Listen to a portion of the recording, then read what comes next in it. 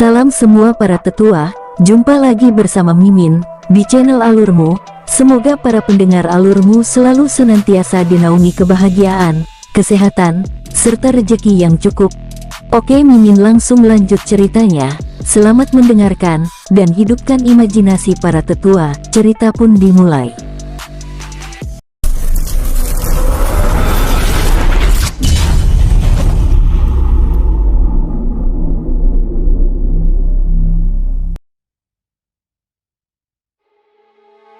Tanpa menunda, Jian Toutian lalu bergerak meninggalkan tempat itu. Di balik awan, dari tempat persembunyian, King Ruo dan King Ling yang berada di tempat itu dengan jelas mendengar percakapan Jian Toutian dan kelompoknya. Setelah memastikan Jian Toutian dan kelompoknya tersebut benar-benar pergi, King Ruo lalu membawa King Ling keluar dari tempat persembunyiannya dan meninggalkan tempat itu. Sambil bergerak pergi, King Ruo juga mengirim pesan giok jiwa pada Husan supaya tidak kembali ke desa Cunyai dan menjauh dari desa itu. Dengan tenang mereka terus bergerak hingga akhirnya tiba di sebuah puncak gunung batu yang tidak berpenghuni. Ling Er, sebaiknya kita menunggu mereka di tempat ini. Baik, jawab King Ling sambil mencari tempat lalu menghamparkan sebuah tikar. Untuk melindungi tempat itu, King Ruo lalu membuat segel tangan dan menciptakan mantra formasi perlindungan lalu duduk di sisi King Ling. Dengan tenang, lalu memulai percakapan sederhana, sambil kembali mengirim pesan jiwa pada Husan. Di tempat lain, Husan dan rombongannya yang akan segera kembali ke desa Cunyai tiba-tiba mendapat pesan giok jiwa dari King Ruo. Komandan Jiannan, apakah kamu tahu sebuah gunung batu yang berjarak 25 km arah timur markas pisau iblis sebelumnya? Tahu, itu Gunung Jimo, jawab Komandan Jiannan. Jika demikian, pimpin kami ke sana. Penguasa muda dan penguasa putri sudah ada di sana. Apa? Semua orang terkejut. Taburkan jejak aura kalian. Kita segera pergi ke sana. Baik, jawab semua orang lalu mengaburkan jejak auranya. Sus, mereka bergerak meninggalkan tempat itu. Di tempat lain, Jian Toutian terus bergerak mencari jejak keberadaan Husan dan rombongannya. Mereka begitu heran karena sebelumnya mereka begitu mudah menemukan jejak itu, tapi sekarang jejak aura itu tiba-tiba menghilang. Bergerak ke utara, ucapnya sambil memimpin rombongan itu menuju wilayah tengah. Di dalam rombongan itu, Wei Liandong masih terlihat kesal. Kemarahannya masih belum hilang karena telah dipermalukan oleh Husan sebelumnya. Sebagai seorang raja, dirinya benar-benar dipermalukan. Yang mulia raja, tetap fokus, ucap Jian Toutian membuyarkan lamunannya karena terus tertinggal dari rombongan tersebut. Di Gunung Batu Jimo, King Ruo dan King Ling yang sedang berbincang-bincang tiba-tiba merasakan sebuah aura mendekati tempat persembunyian mereka. Muncul beberapa kultivator muda sambil berbincang-bincang santai. Di tempat persembunyian, kakak, bukankah itu prajurit jaga yang ada di desa Bianjiang? Apa yang dilakukannya di tempat ini? Tanya King Ling. Aku juga tidak tahu. Sebaiknya kita perhatikan saja. Di hadapan mereka, tiga pemuda itu terus berbincang-bincang dengan santai sambil meregangkan tubuhnya. Saudara Laomang, Anda sepertinya sudah terbiasa melewati rute ini. Kira-kira berapa lama waktu yang kita perlukan untuk tiba di tempat tujuan? Saudara Zhang Wu, aku tidak dapat memastikannya dengan jelas, karena kita tidak mengetahui halangan apa yang akan kita hadapi. Bisa 1 bulan, bisa juga lebih, karena kita akan melewati 5 kerajaan baru bisa tiba di perbatasan wilayah timur. Hais, ini cukup lama. Apakah ini perjalanan pertama kalian? Benar, ini adalah kali pertama kami keluar dari klan. Aku dan saudara Zhang Tiexin diharuskan pergi ke klan utama di wilayah timur untuk mengambil lencana perak supaya sah sebagai murid klan. Hahaha, itu adalah hal wajar. Dulu aku keluar dari klan pada saat berusia 16 tahun, saat itu kultivasiku hanya berada di tingkat pertapa. Aku harus keluar dari klan mengambil lencana perak dari wilayah tengah supaya sah menjadi murid klan, namun secara tidak sengaja, aku menemukan rute rahasia ini. King Ruo dan King Ling di tempat persembunyiannya terus menyimak percakapan mereka. Tidak heran wilayah timur begitu kuat, mereka memiliki tradisi yang berbeda supaya dapat dianggap menjadi murid klan. Mereka harus keluar dari klan dan mengembara pergi ke klan utama untuk mendapatkan lencana. Ada dua keuntungan dalam hal ini. Pertama, hal ini akan memberikan pengalaman langsung kepada mereka. Kedua, mereka yang keluar dari klan pasti telah dipersiapkan dengan matang. Kakak benar, tapi ada juga kerugiannya. Kehilangan murid itu sudah pasti, karena mereka dilepas tanpa pengawasan seperti ini. Mereka berdua terus berbincang-bincang dengan santai sambil mengamati ketiga pemuda yang ada di hadapannya. Tiba-tiba beberapa sinar keemasan mendekati gunung dengan kecepatan tinggi. Sus, kilatan cahaya itu tiba di puncak gunung Batu Jimo. Lao Mang, Zhang Wu dan Zhang Tiexin lalu berdiri dari tempatnya menatap ketujuh orang asing yang muncul di hadapannya. Kedua kelompok itu saling berpandangan. Tuan, sepertinya Anda adalah penjaga gerbang desa Bianjiang. Benar, dan Anda adalah kelompok asing itu. Tuan, aku Husan dan mereka adalah saudara-saudaraku. Kami datang kemari karena Tuan kami meminta kami datang di tempat ini, ucapnya sambil memperkenalkan diri. Tuan, aku Lao Mang, dan mereka saudara Zhang Tiexin dan Zhang Wu. Kami bertiga sudah cukup lama berada di tempat ini, tapi kami tidak melihat orang yang Tuan maksud. Tuan Lao Mang, kami berdua sedari tadi sudah berada di tempat ini, hanya Tuan saja yang tidak merasakan kehadiran kami. King Ruo dan King Ling tiba-tiba keluar dari tempat persembunyiannya yang hanya berjarak 7 meter dari mereka. Tuan, nyonya itu Anda, ucapnya mundur beberapa langkah sambil memincingkan matanya. Benar, aku King Ruo dan dia adalah istriku Duan Ling. Maaf telah mendengar percakapan Anda sebelumnya, sambil menangkupkan tangannya dengan hormat. Tuan, itu berarti Anda telah mengetahui. Zhang Tiexin menyela. Benar, kami berdua dengan jelas telah mendengar semua yang Anda bicarakan, dan tujuan kita juga sama. Aku dan rombonganku juga akan pergi ke wilayah timur. Bagaimana jika kita pergi bersama-sama? Tuan King Ruo, aku rasa itu adalah ide yang bagus karena semakin banyak orang maka semakin aman perjalanan kita. Tuan aku Lao Mang, ucapnya memperkenalkan diri sambil menangkupkan tangannya dengan hormat. Sebelum meninggalkan tempat itu, kedua kelompok tersebut saling memperkenalkan diri, dan mereka juga mendiskusikan jalan yang akan mereka lewati. Setelah merasa cukup yakin, kedua kelompok tersebut telah bergerak meninggalkan tempat itu. Jangan lupa, kaburkan jejak aura kalian, ucap King Ruo mengingatkan sambil meninggalkan tempat itu. 12 cahaya keemasan melesat meninggalkan tempat itu. Berdasarkan penjelasan Lao Mang dan Jian Nan, mereka akan melewati 5 kerajaan, yaitu Kerajaan Wang Guosan, Yinbei, Donghua, Bingzongjian, dan Kerajaan Souxi. Jika tanpa halangan, mereka kemungkinan akan tiba di perbatasan wilayah timur 1 atau 2 bulan kemudian. 8 hari kemudian kelompok itu tiba di Kerajaan Wang Guosan. Tuan King Ruo, di depan adalah Kerajaan Wang Guosan, merupakan wilayah kerajaan orang-orang gunung. Kita akan beristirahat dan memulihkan diri di sana. Aku tahu tempat beristirahat yang baik dan nyaman di kota itu. Lao Mang menjelaskan. Baik, kita akan beristirahat di kota itu. 5 kilometer sebelum mendekati gerbang kota, Jian Nan dan Lao Mang membawa mereka turun ke tempat lapang.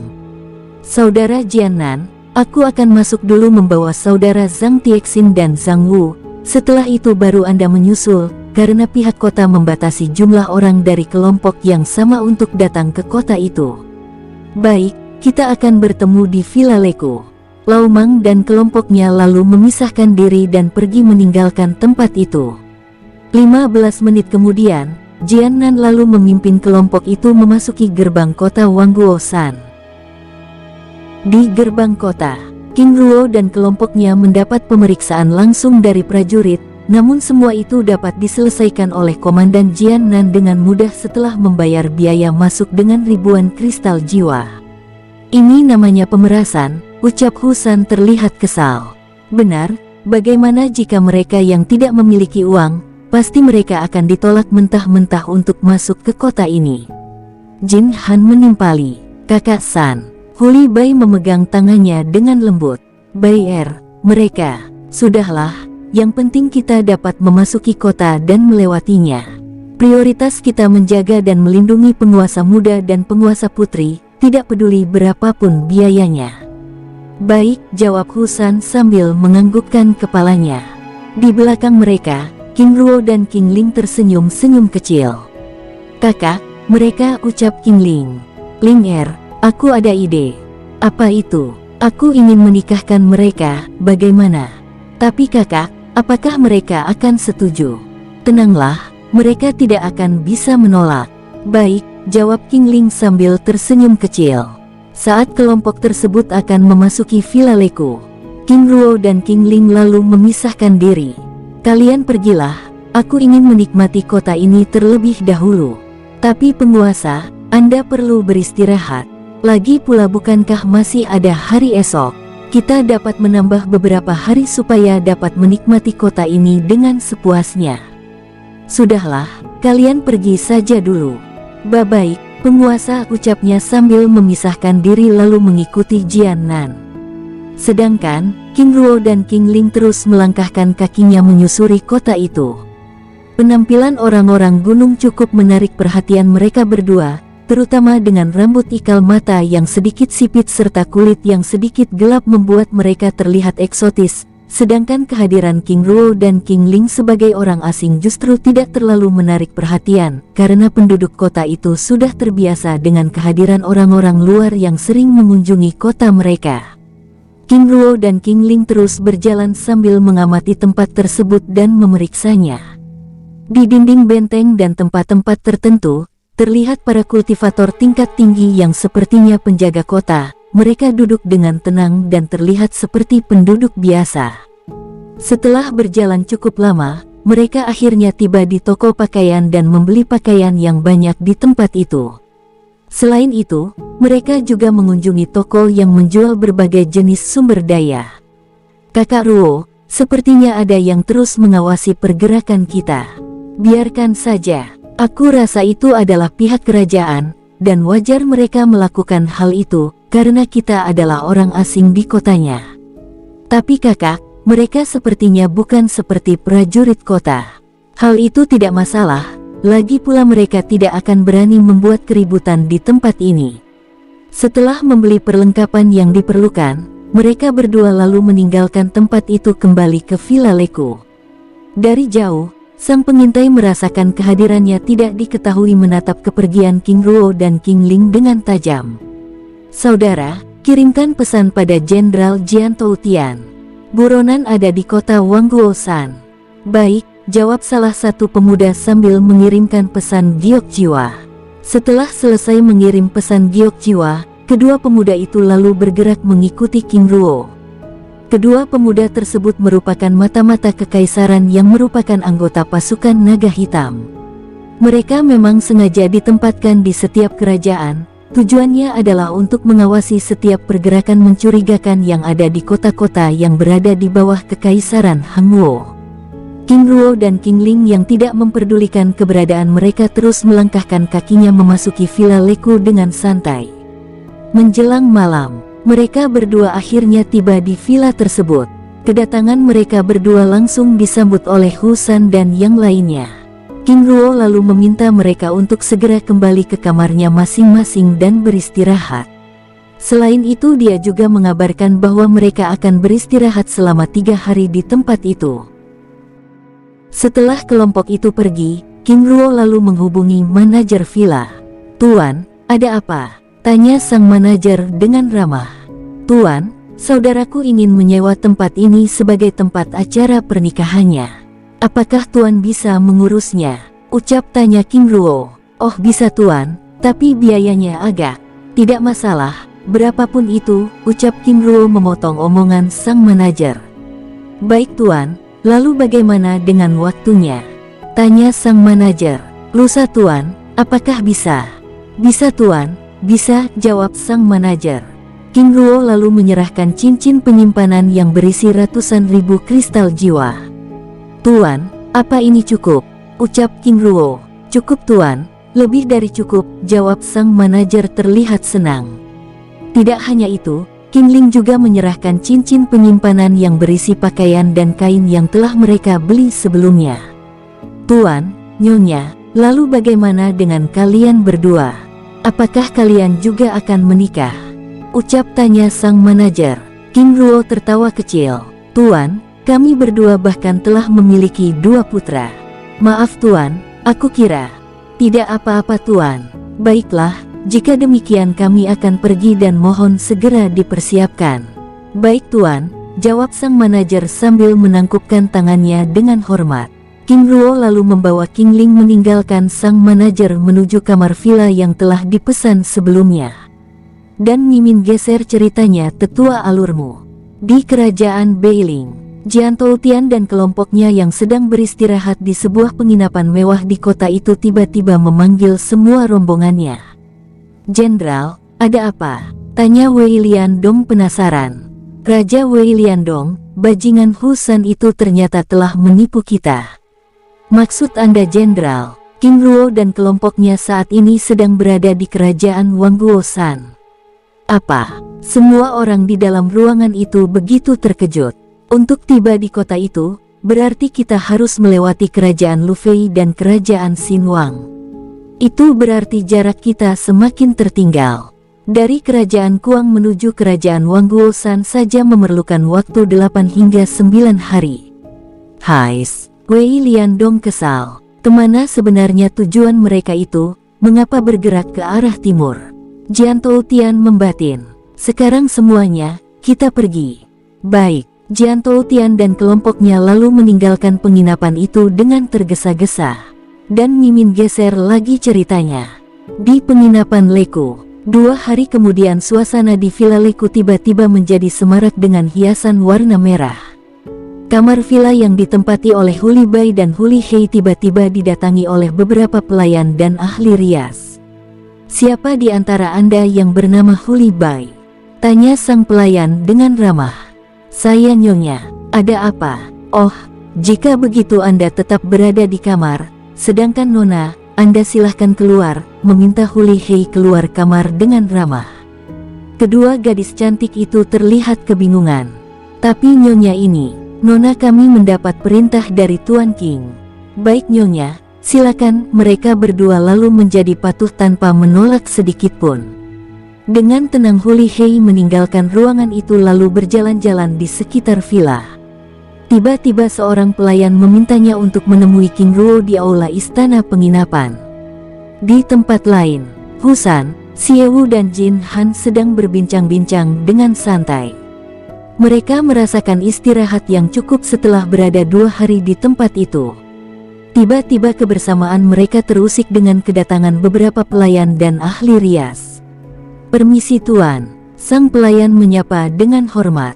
"Ya ada apa?" "Tuan Jin Han dan Tuan Xiewu Anda dipanggil oleh Tuan King Ruo untuk menghadap." "Aku pelayan," tanya Husan bingung dan penasaran. "Anda tetap di sini Tuan. Sedangkan Tuan Jin Han dan Xiewu, silahkan pergi." "Baik," jawab mereka tanpa menunda lalu meninggalkan ruangan itu. Setelah Jin Han dan Xiewu meninggalkan ruangan itu, para pelayan dan ahli rias lalu memasuki kamar dan menguncinya dari dalam. "Nyonya, ada apa ini?" tanya Husan bingung. "Apakah Anda Tuan Husan?" "Benar." "Jika demikian, tenanglah. Kami mendapat perintah untuk merias Anda, karena hari ini adalah hari pernikahan Anda," ucap sang pelayan. "Apa?" Husan bahkan sampai berdiri dari kursinya dan menatap para pelayan dan perias tersebut dengan tajam. "Apakah kalian tidak salah orang?" "Tidak Tuan, kami telah mendapat perintah dari Tuan King Ruo." "Apa?" Husan terdiam. "Oh tidak, mengapa penguasa muda tidak membicarakan hal ini denganku?" batinnya sedih. "Nyonya, izinkan aku menemui kekasihku." "Aku," ucapan Husan terpotong. "Tuan, kami tidak ada waktu untuk melakukan hal itu.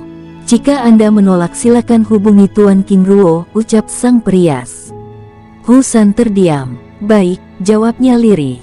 Aula penginapan Leku menjadi penuh semarak. Tempat mewah itu dihiasi dengan berbagai jenis bunga dan warna merah.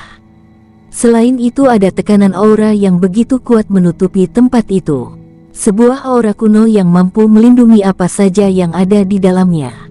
Di dalam ruangan telah hadir King Ruo, King Ling, Huli Hei, Lao Ma, Zhang Wu, Zhang Tiexin, Xie Wu dan keempat saudaranya, Jin Han dan Jian Nan. Selain itu, ada juga Jin Se dan Yulin Sa serta Zin dan Zan.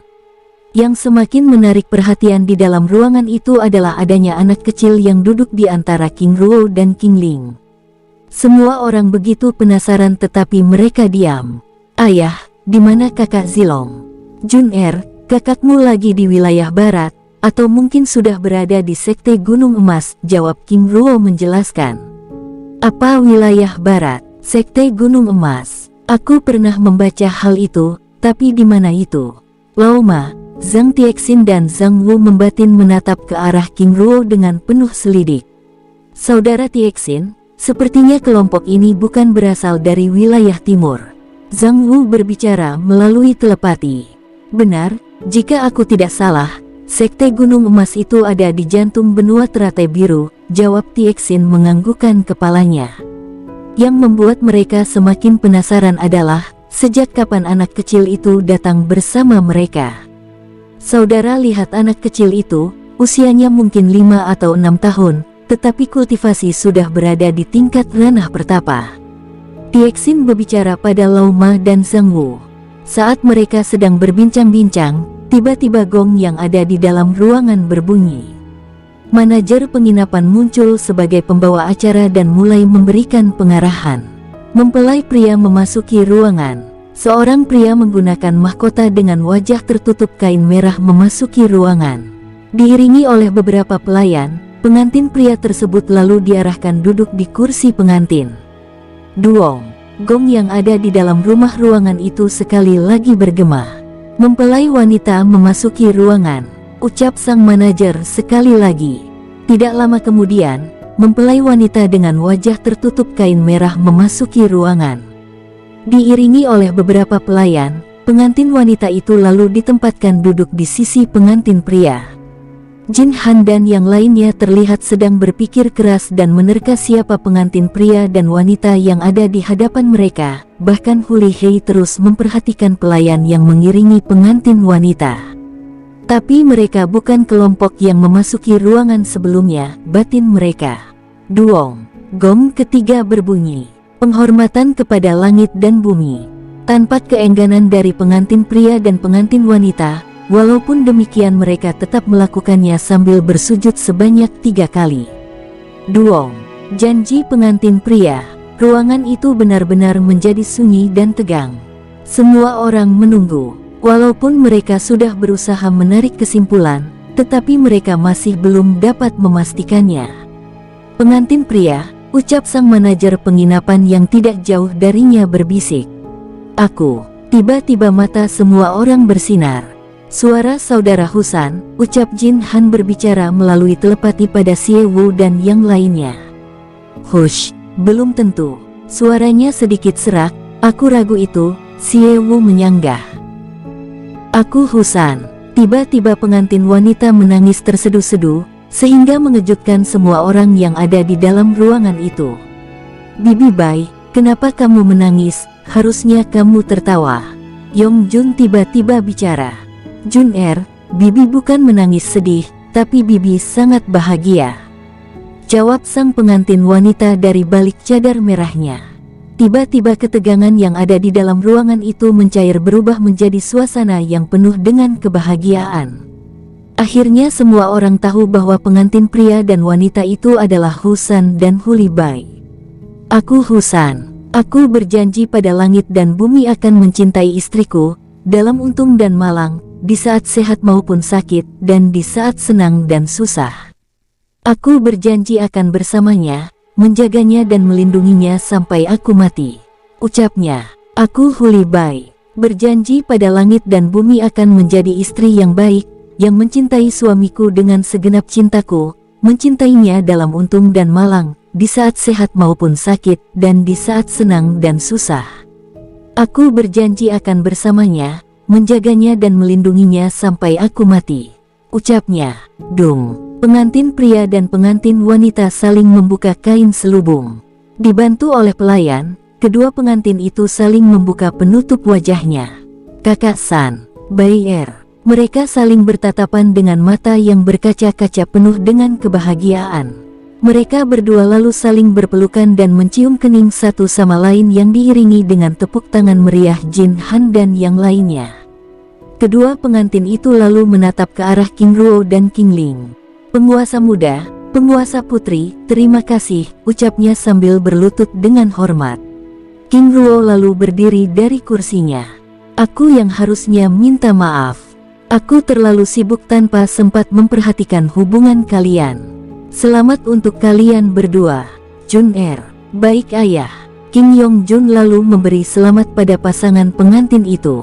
Selamat Paman Husan dan Bibi Huli Bai, ucapnya sambil mengeluarkan dua pedang biru kemasan dan memberikannya pada Husan dan Huli Bai.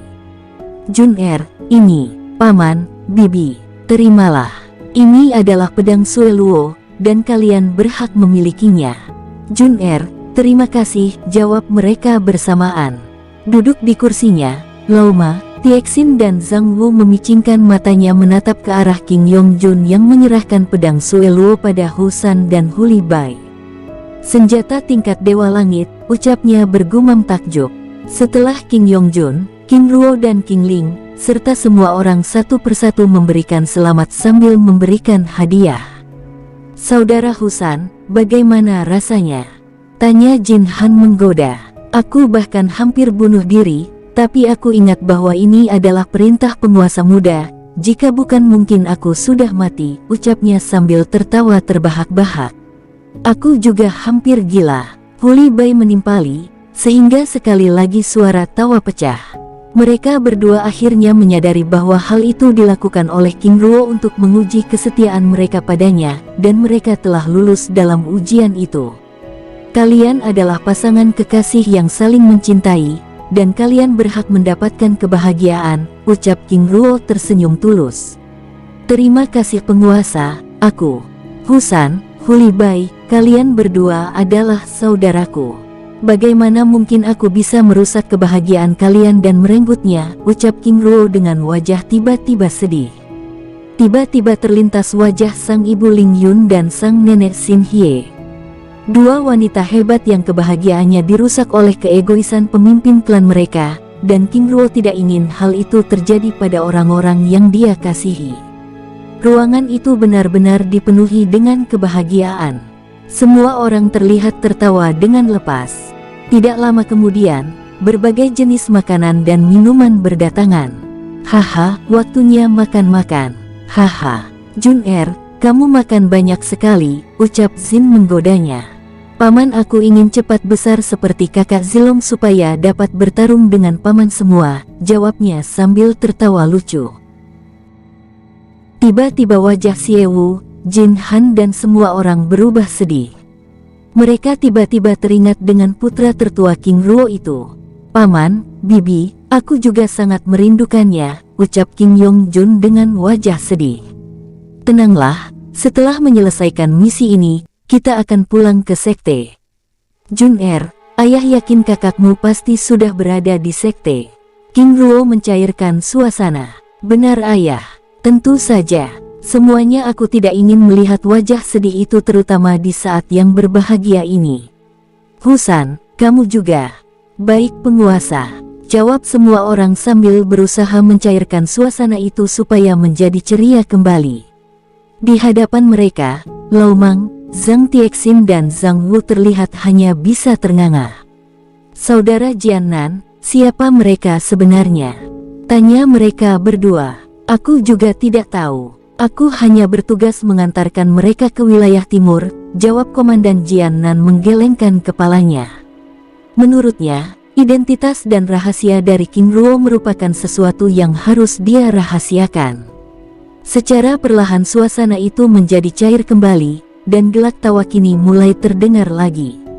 Terlebih lagi dengan kehadiran King Yongjun yang selalu menimbulkan gelak tawa semua orang. Menjelang malam, kebersamaan itu berakhir dengan kembalinya mereka ke vilanya masing-masing.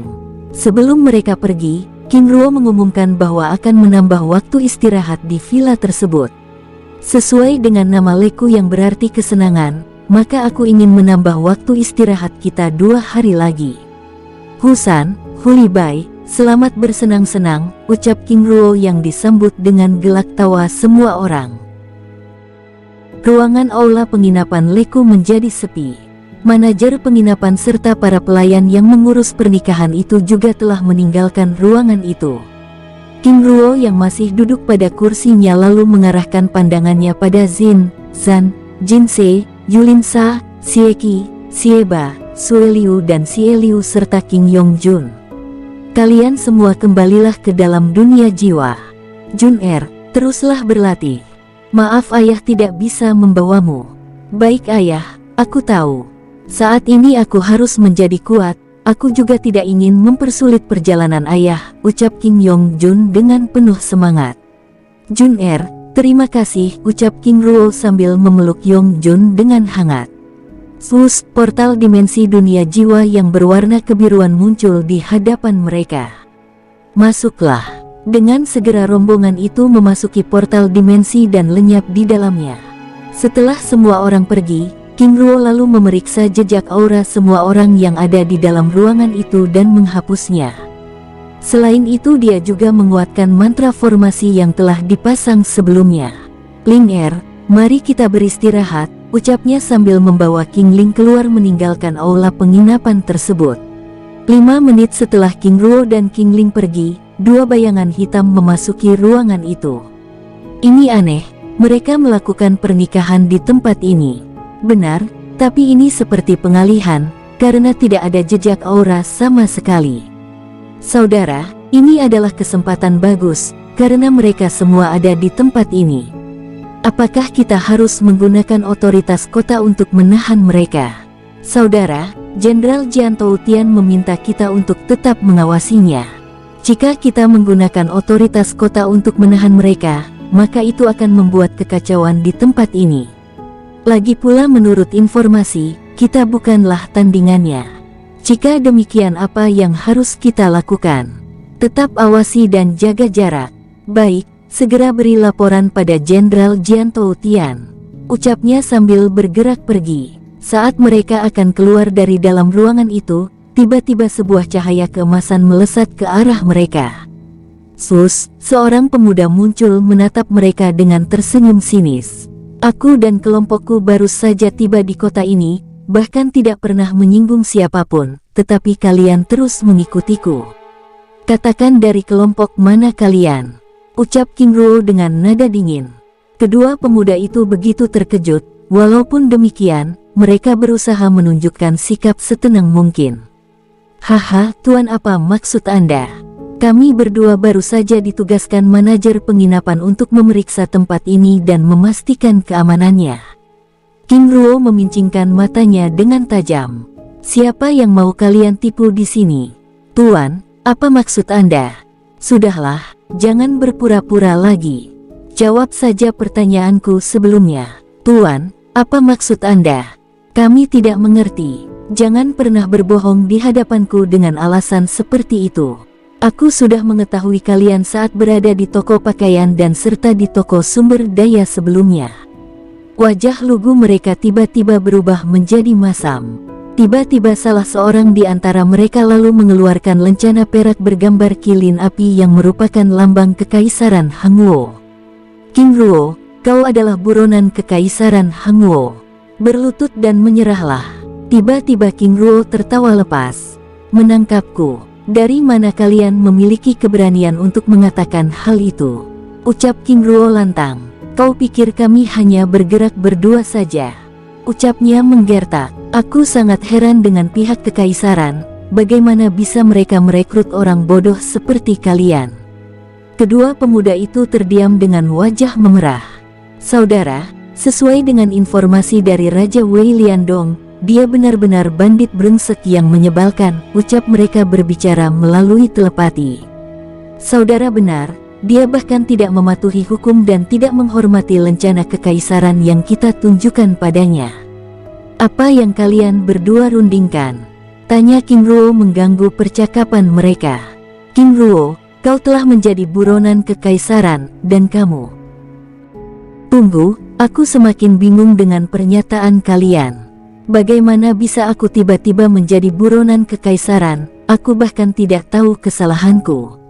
Kedua pemuda itu saling berpandangan. Bajingan keparat, hentikan omong kosongmu itu. Jangan pernah berpura-pura di hadapan kami. Hei prajurit bodoh, perlu kalian ketahui, aku berasal dari jantung benua teratai biru yang baru saja tiba di tempat ini. Lalu bagaimana bisa aku menjadi buronan pihak kekaisaran Hanguo? Kedua pemuda itu begitu terkejut, bahkan sampai bergerak mundur beberapa langkah dari tempatnya. Kau dari jantung benua teratai biru. Salah seorang di antara mereka tiba-tiba membuat gerakan yang sepertinya ingin melaporkan sesuatu menggunakan pesan giok jiwa. Saudara, aku tidak bisa mengirim pesan giok jiwa, ucapnya berbisik pada temannya.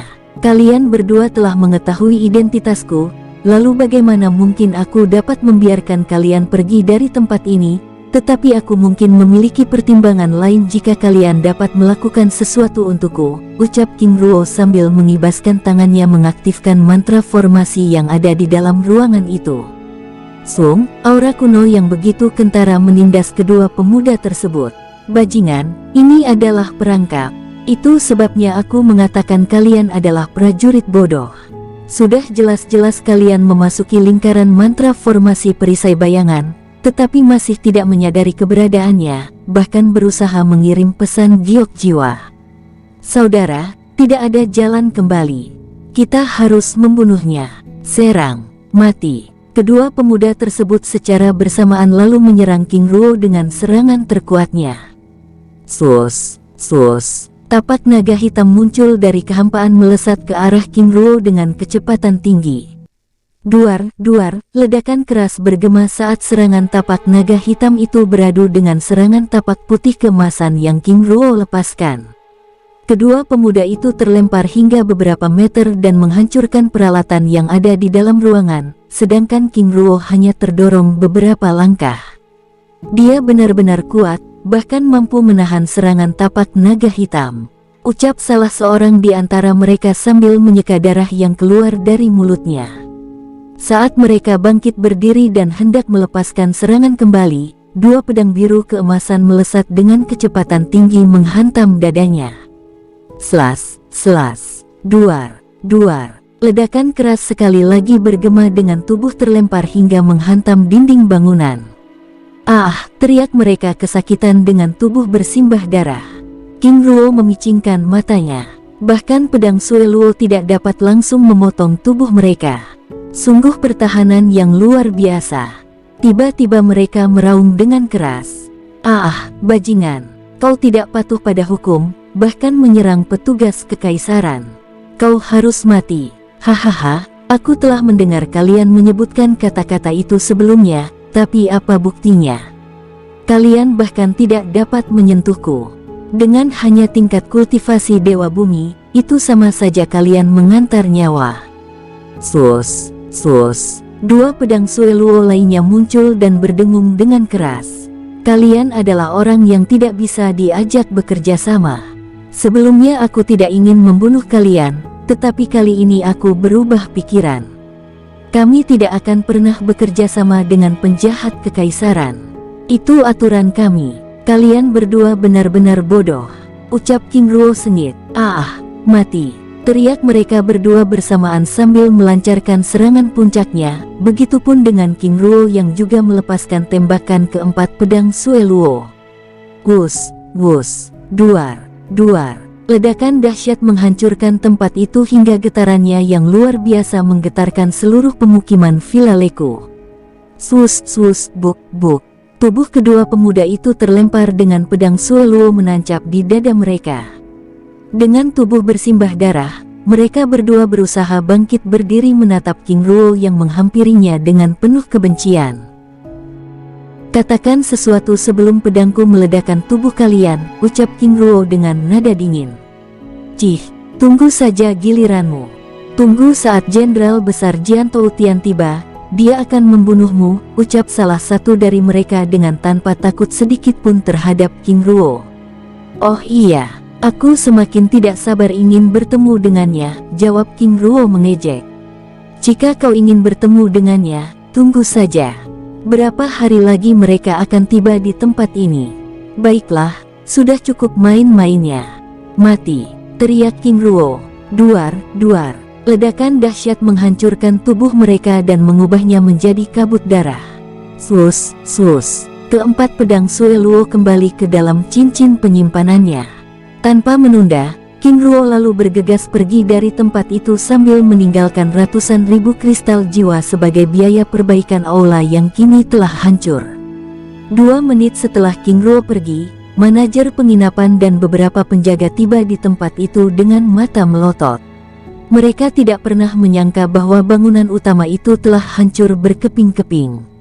Walaupun demikian mereka begitu heran karena di tengah ruangan itu terdapat gunungan kristal jiwa. Walaupun ada ganti rugi, tetapi butuh waktu yang lama untuk membangun tempat ini kembali, ucap sang manajer sambil menyimpan kristal jiwa tersebut. Slas, kilatan cahaya keemasan meninggalkan aula villa yang telah hancur. Cahaya keemasan itu terus bergerak hingga memasuki sebuah kamar. Slus, seorang pemuda tampan muncul di dalam kamar tersebut. Kemunculannya di dalam kamar itu langsung disambut dengan senyuman manis seorang wanita cantik yang menatapnya dengan penuh cinta. Kakak, bagaimana? Tanpa menjawab sang pemuda lalu menunjukkan lencana perak bergambar kilin api. Kakak, ini, Ling Er, ini adalah lencana perak pasukan naga hitam, dan gambar kilin api ini adalah lambang kekaisaran Hangwo. Aku telah membunuh kedua penguntit itu. Lalu informasi apa yang kakak dapatkan? Kita saat ini telah menjadi buronan kekaisaran. Selain itu, mereka juga telah melaporkan keberadaan kita di kota ini pada Jenderal Jian Toutian. Kakak, apa kita akan pergi dari kota ini sekarang? Sebenarnya aku ingin segera meninggalkan kota ini, tapi aku tidak ingin mengganggu kebersamaan Husan dan Huli Bai, ucapnya sambil tersenyum kecil. Aku rasa juga demikian, jawab King Ling sambil tersenyum kecil. Sambil merebahkan tubuh di atas tempat tidur. Ling Er, sebaiknya kita istirahat dulu, besok baru kita membicarakannya.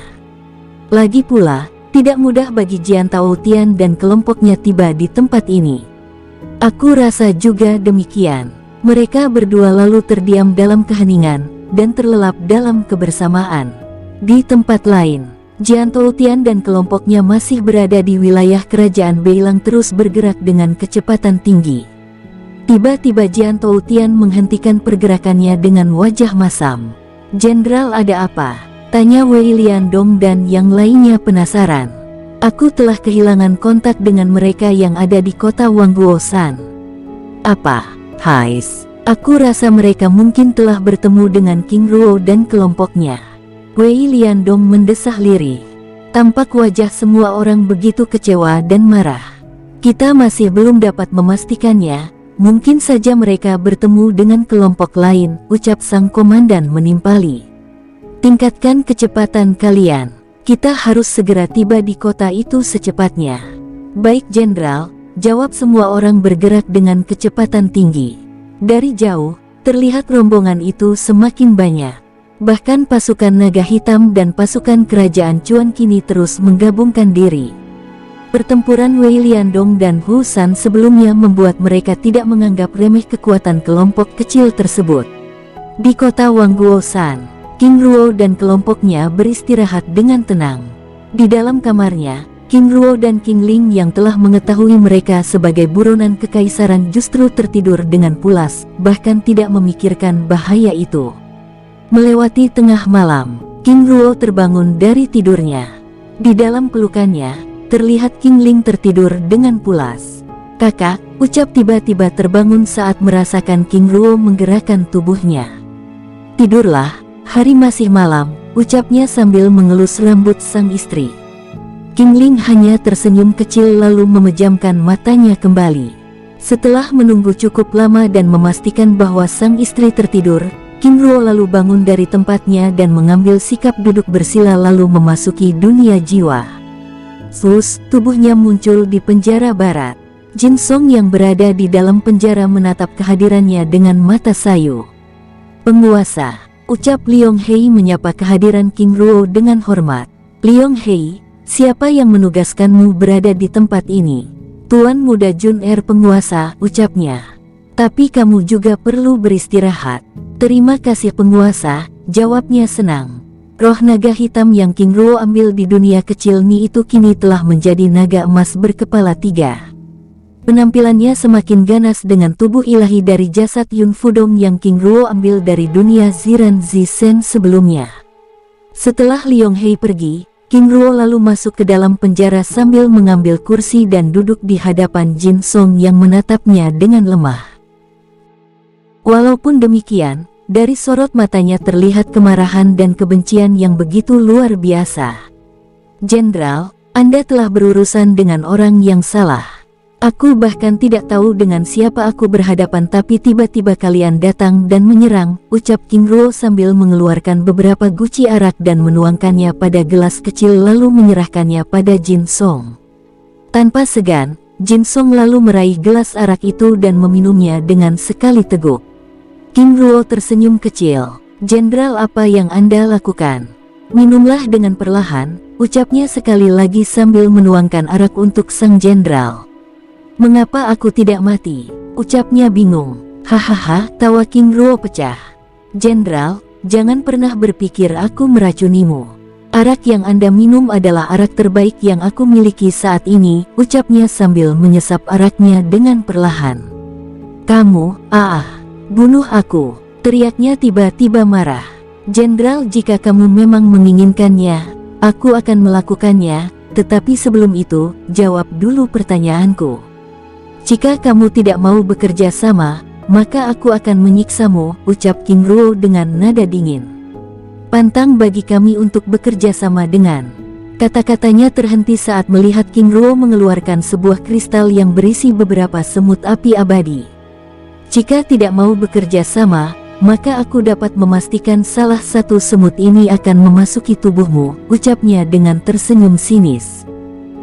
Keparat, lakukan saja. Aku siap mati," ucapnya dengan tegas. "Baiklah, aku akan melihat kehebatan Anda menahan rasa sakit," ucapnya sambil melepaskan semut kecil berwarna merah itu dan melepaskannya pada tubuh Jin Song. Dalam waktu singkat, semut api itu telah bergerak dan merangsek masuk ke dalam kulitnya. Tiba-tiba wajah Jin Song berubah merah dan matanya mulai melotot. "Oh, walaupun telah kehilangan kultivasi, kamu seperti memiliki ketahanan fisik yang luar biasa." King Ruo mengejek. Jin Song mulai duduk gelisah dan sesekali menggertakkan gigi. "Jika kamu benar-benar kuat, aku tidak akan masalah menunggumu 1 bulan lagi." Di hadapan King Ruo, Jin Song mulai meneteskan air mata. Rasa sakit yang begitu luar biasa mulai menguasai tubuhnya, di mana semut api itu mulai bergerak di dalam tubuhnya dan menggigit organ-organ vitalnya. Dengan perlahan rasa panas dan gatal yang luar biasa mulai menjalar di sekujur tubuhnya. Ucapnya menahan rasa sakit, beberapa teguk darah mulai keluar dari mulutnya dengan urat-urat biru mulai bermunculan di kening dan tangannya. "King Ruo, bunuh aku! Bunuh aku!" teriaknya kesakitan. "Tenanglah, semut api merah ini akan bekerja di dalam tubuhmu selama 1 bulan, setelah itu kamu akan mati." Sambil menunggu Jin Song menyerah, dengan tenang King Ruo duduk di depannya sambil menyesap araknya dengan santai. Huk, huk, beberapa teguk darah berwarna hitam keluar dari mulutnya. "King Ruo, bunuh saja aku. Aku tidak akan pernah menjawab pertanyaanmu," ucapnya dengan suara lemah. "Baiklah, jika kamu tidak mau bekerja sama, biarkan saja semut itu bekerja untukku," ucap King Ruo sambil berdiri dari kursinya. "King Ruo, mau kemana kamu? Itu bukan urusanmu," ucapnya sambil melangkahkan kaki meninggalkan tempat itu. Saat King Ruo sudah berada di luar penjara, tiba-tiba Jin Song berbicara. "King Ruo, kau akan diburu langsung oleh Kaisar karena telah mencuri kilin peliharaannya." King Ruo tiba-tiba berhenti lalu kembali ke dalam penjara. Seharusnya Anda berbicara dari tadi, ucap King Ruo sambil melepaskan semut api merah dari tubuh Jin Song. Tidak hanya itu, King Ruo juga mengirimkan kekuatan api dingin untuk menetralkan rasa sakitnya. Minumlah, ucap King Ruo sambil memberikan beberapa biji pil berwarna hitam. Jin Song yang telah kesulitan bernafas itu tanpa ragu langsung menelan pil hitam itu. 12 menit kemudian, wajah pucatnya mulai memerah lagi, selain itu matanya juga mulai kembali normal.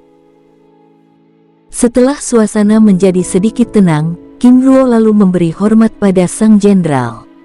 Jenderal Jin Song, aku King Ruo merasa terhormat bertemu dengan seorang jenderal yang memiliki kesetiaan yang luar biasa seperti Anda. Aku bukanlah jenderal lagi, Anda tidak perlu melakukannya. Jenderal Jin Song, saat ini Anda telah kehilangan kultivasi, dan itu semua salah Anda yang telah berurusan denganku. Aku akan melepaskanmu, tapi tidak di dunia luar. Di wilayah selatan dunia jiwa, ada sebuah tempat di mana Anda bisa hidup dengan tenang dan santai, ucap King Ruo dengan santai. Jin Song terdiam, sorot mata angkuh dan kebenciannya kini telah hilang. Itu terserah Anda Tuan. Lagi pula, aku adalah tawanan Anda, jawabnya lirih. King Ruo tersenyum kecut. Jenderal, aku tidak pernah berharap menjadi tuanmu. Jika aku membebaskanmu di dunia luar, itu sama saja aku membunuhmu dengan perlahan, sedangkan Anda adalah orang yang memiliki kesetiaan yang luar biasa, Anda pantas mendapatkan penghormatan dariku. Selain itu, aku juga tidak yakin pihak kekaisaran akan menerima Anda kembali dengan kondisi seperti ini. Keheningan terjadi di dalam penjara saat kedua orang yang ada di dalamnya terdiam. Zoom, udara di dalam ruangan itu bergetar. King Ruo menunjukkan tangan kanannya yang memiliki sisik emas.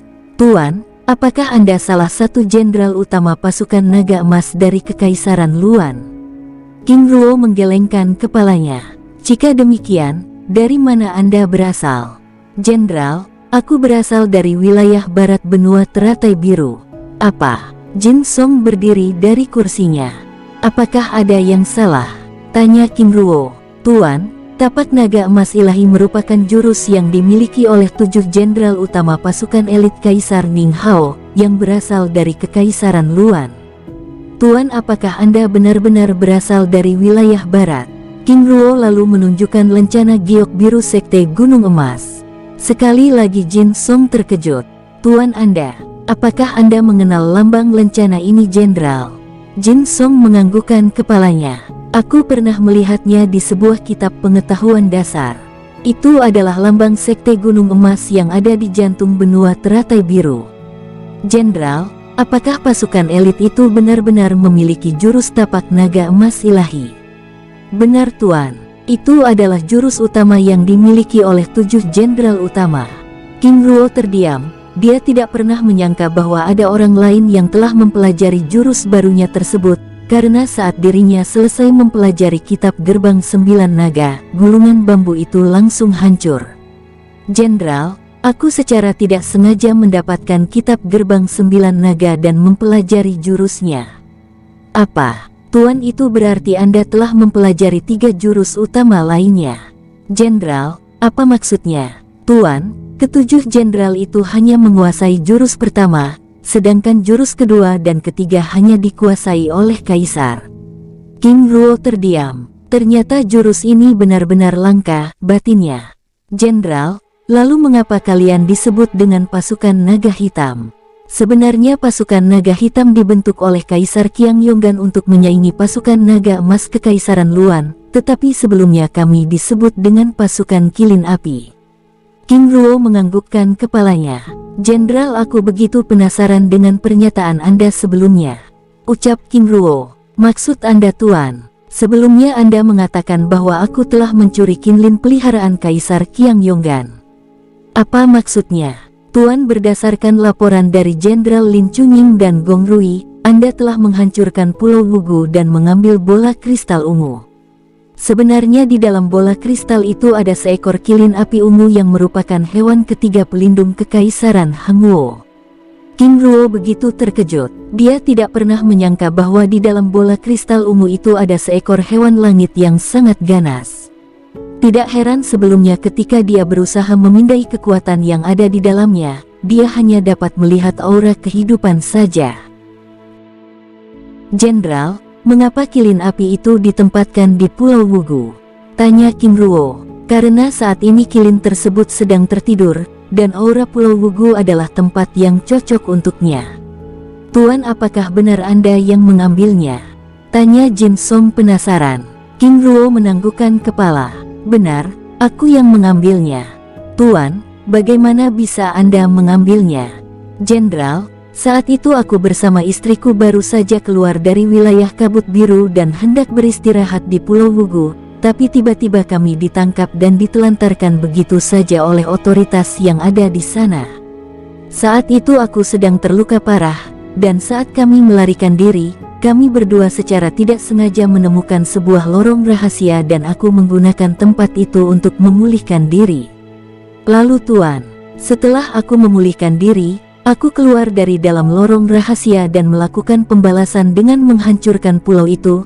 Namun secara tidak sengaja aku menemukan pusat mantra formasi yang begitu luar biasa di tengah pulau, yang ternyata merupakan tempat tersegelnya bola kristal ungu. Jenderal, mengapa benda yang begitu penting ditempatkan bersama para tawanan?" "Tuan, sebenarnya itu adalah pengalihan. Orang lain selalu menganggap Pulau Wugu adalah penjara dan tempat buangan, dan tidak mungkin Kaisar akan menempatkan hartanya bersama para penjahat itu, sehingga keberadaannya tidak akan diketahui oleh banyak orang. Tetapi itu justru menjadi masalah ketika seorang ahli mantra formasi mengetahui keberadaannya," ucapnya sambil menatap King Ruo sedih. "Tuan, Anda akan tetap diburu oleh pihak kekaisaran. Walaupun sebagai buronan kekaisaran, Anda hanya akan diburu oleh pasukan naga hitam, sehingga ketika berada di kota-kota yang berada di bawah wilayah kekaisaran Hangluo, Anda dapat sedikit bersantai." "Jenderal, mengapa bisa demikian?" "Tuan, sebenarnya pihak kekaisaran dapat menggerakkan pasukan kerajaan, tetapi itu akan mengganggu pekerjaan pasukan utama kekaisaran yang sedang bekerja, lebih tepatnya itu tentang harga diri. Di mana muka sang kaisar jika membiarkan pekerjaan pasukan elit ditangani oleh kerajaan, dan akan menjadi sulit jika masalah ini diketahui oleh semua orang." "Maksudnya Jenderal, Tuan King Ruo, jika kekaisaran lain mengetahui telah hilangnya salah satu hewan pelindung, maka kekaisaran Hangluo dalam masalah bahaya." Setelah berbincang-bincang cukup lama dan menanyakan berbagai hal, King Ruo lalu berdiri dari kursinya. "Jenderal Jin Song, terima kasih informasinya. Sekarang Anda dapat istirahat, nanti akan ada orangku yang membawa Anda pergi dari tempat ini." Setelah selesai berkata-kata, King Ruo lalu meninggalkan tempat itu. 2 menit berselang setelah kepergian King Ruo, Zan tiba di tempat itu lalu membawa Jin Song pergi ke wilayah selatan dunia jiwa. Di dunia luar, King Ruo muncul kembali di dalam kamar dan melihat hari telah pagi. Di hadapannya tampak King Ling sedang berkultivasi. Karena tidak ingin mengganggu istrinya, King Ruo berniat keluar, tapi belum sempat dia melangkahkan kakinya, tiba-tiba King Ling membuka matanya. "Kakak, mau kemana?" Aku ingin menikmati suasana pagi di villa ini. Apa Linger ingin ikut?" King Ling menganggukkan kepalanya dengan pelan lalu menghampiri King Ruo dan keluar dari kamar villa. Mereka berdua terus berjalan dengan santai hingga tiba di sebuah taman yang indah. Dari jauh mereka dapat melihat sepasang kekasih sedang duduk berdua di bawah pohon persik di tengah taman itu. "Kakak, bukankah itu Husan dan Huli Bai?" King Ruo tersenyum kecil sambil menganggukkan kepalanya. "Biarkan saja, mari kita pergi ke tempat lain." Di tempat itu tidak hanya mereka yang sedang menikmati suasana pagi, tetapi ada banyak. Mereka semuanya terlihat menikmati pemandangan pagi di taman villa yang begitu indah. Sambil berjalan, King Ruo dan King Ling mendengar percakapan beberapa pemuda yang sedang membicarakan tentang kehancuran aula penginapan Villa Leku. Yang membuat mereka penasaran adalah sang pelaku tersebut ternyata memberikan ganti rugi dengan meninggalkan tumpukan kristal jiwa di tempat tersebut. Baru kali ini aku mendengar penjahat yang berbudi, ucap mereka sambil tertawa lucu. King Ruo dan King Ling hanya bisa tersenyum kecil sambil terus melangkahkan kakinya dan berpura-pura tidak mendengar pembicaraan para pemuda tersebut. Menjelang siang mereka berdua lalu meninggalkan wilayah Villa Leku dan pergi ke arah kota.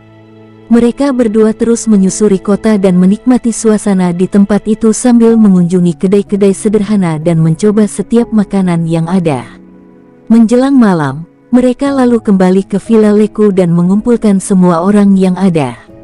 Di tempat itu telah berkumpul Jin Han dan yang lainnya. "Tuhai, apa kamu melihat pasangan pengantin muda itu?" tanya King Ruo saat melihat Husan dan Huli Bai yang belum juga datang. "Penguasa, maaf aku datang terlambat," ucap Husan yang tiba-tiba muncul bersama Huli Bai. Semua orang tertawa saat melihat wajah panik Husan. "Husan, maaf mengganggu kebersamaan kalian." "Tidak apa-apa penguasa, kami maklum itu," jawabnya dengan wajah memerah. Sekali lagi Jin Han dan yang lainnya tertawa keras. "Saudara Husan, duduklah," ucap Xie Wu mempersilakan. Setelah semua rombongan datang dan duduk dengan tenang, King Ruo mulai membuka suara. "Kita akan pergi malam ini. Husan, maaf karena aku tidak menepati janjiku. Sebelumnya masih ada waktu 1 hari lagi, tapi aku tidak ingin menunda perjalanan." Bersambung, sampai ketemu di episode selanjutnya. Semoga kalian semua selalu terhibur, dan terima kasih.